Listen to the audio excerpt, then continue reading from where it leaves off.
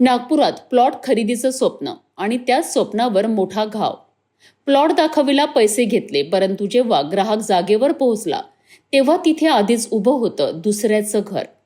हा नेमका प्रकार काय आहे? कोण करताय ही फसवणूक? नागपूरच्या कडमना परिसरात प्लॉटच्या नावावर फसवणुकीचा धक्कादायक प्रकार समोर आला आहे.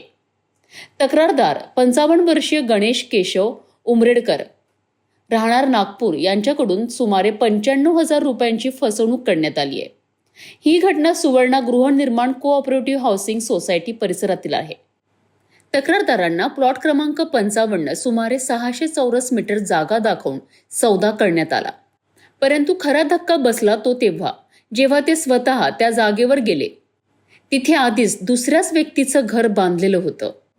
आरोप असा आहे की सोसायटीचे तत्कालीन अध्यक्ष विनोद पराते यांनी बनावट कागदपत्रे तयार करून प्लॉट विक्री केली. इतकंच नाही, जेव्हा तक्रारदारांनी विचारणा केली तेव्हा कथितपणे 1,00,000 रुपये देऊन प्रकरण मिटवण्याचा प्रयत्नही करण्यात आलाय. या प्रकरणी पोलिसांनी फसवणुकीचा गुन्हा दाखल केला असून सध्या तपास सुरू आहे. आतापर्यंत कोणतीही अटक झालेली नाही. पोलिसांकडून कागदपत्रांची तपासणी करण्यात येत असून प्रकरणाचा सखोल तपास सुरू आहे.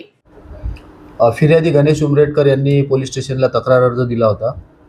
त्या तक्रार अर्जामध्ये त्यांनी नमूद केलं होतं की सुवर्णा हाऊसिंग सोसायटीचे अध्यक्ष ज्ञानेश्वर ढेपे आणि त्यांच्यानंतर त्यांचा मृत्यू झाल्यानंतर त्याचे अध्यक्ष झालेले विनोद पराते या दोघांनी मिळून संगनमत करून त्यांना त्यांचा प्लॉट क्रमांक 55 हा पूर्वी त्यांना विक्री केला होता आणि त्यानंतर सदरचा प्लॉट या दोघांनी संगनमत करून दुसऱ्या एका व्यक्तीला विकलेला आहे आणि एकच प्लॉट दोनदा विकून फिर्यादी गणेश उमरेडकर यांची फसवणूक केलेली आहे. यात 2 आरोपी आहेत, ज्ञानेश्वर ढेपे आणि विनोद पराते.